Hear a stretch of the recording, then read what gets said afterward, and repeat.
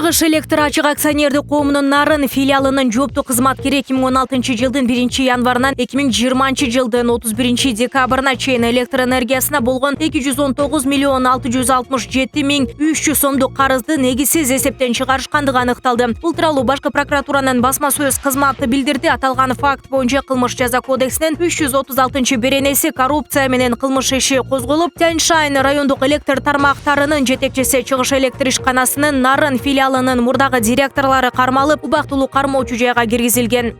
Бүгүн 2-мартта Альянс партиясынын тизмеси боюнча шайланып келген Эмиль Жамгырчиев ант берип депутаттык кызматына киришти. Эмиль Жамгырчиев Алтынбек Сулаймановдун ордуна келди. Сулайманов 24-февралда президенттин Ысык Көл облусундагы ыйгарым укуктуу өкүлү болуп дайындалган. Эмиль Жамгырчиев жоюлуп кеткен финансы полициясында жетекчинин орун басары болуп иштеген. Кийин $50 миң пара алууга айыпталып, ал мамлекетке 20 миллион сом төлөп үй камагына чыккан. 2021-жылы 28 ноябрда өткөн парламенттик шайлоого Альянс партиясынын тизмесинен талапкер болду.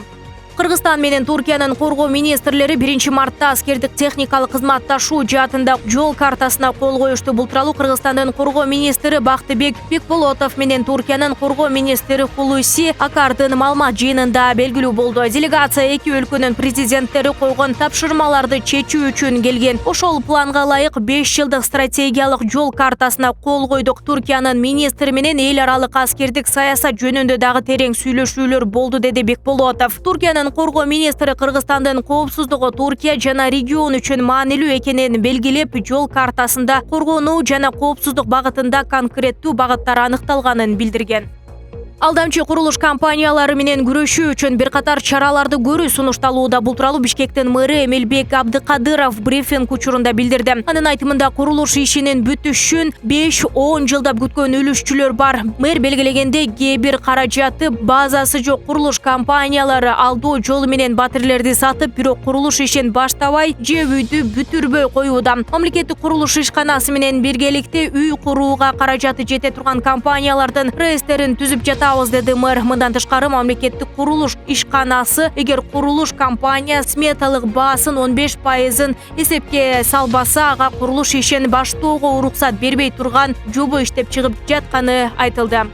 Европа реконструкциялоо жана өнүктүрүү банкы Кыргызстанга 25 миллион евро өлчөмүндө жеңилдетилген насыя берүүнү пландаштырууда. Ал автобустарды сатып алууга жана Бишкек шаарынын автобус паркын оңдоого жумшалат. Бул тууралуу парламенттин 2-марттагы жыйынында айтылды. Кредиттик жана гранттык макулдашууга 2021-жылдын 16-сентябрында Бишкек шаарында кол коюлган. Бүгүн парламент аталган макулдашууну ратификациялоо тууралуу мыйзам долбоорун биринчи окууда талкуулады. Келишимге ылайык насыя эки транш менен бөлүнөт. Биринчисинде 16 миллион евро берилип, эгер макулдашылган шарттар аткарылса, экинчи транш менен кошумча 9 миллион евро бөлүнөт. Насыянын мөөнөтү 12 жыл, жеңилдетилген мөөнөтү 3 жыл. Мындан тышкары банк 8 миллион евро өлчөмүндө грантта бөлөт. Долбоорду ишке ашырууга жалпысынан 33 миллион евро каралган.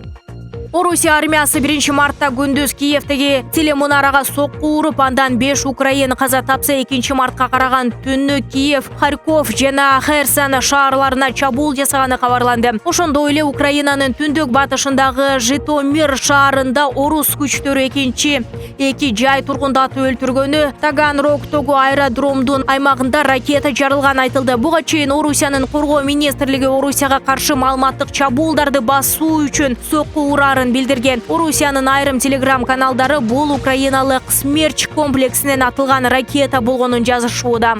Шаардан жапырт чыгып кетүү үчүн аракет кылып жаткан Киев тургундарынын видеолору телеграм каналдарга жарыяланды. Андан көрүнүп тургандай, станция элге толуп, вагондор шыкалып калган. Учурда поездге атайын билет менен түшүү кыйын болуп жаткан чагы.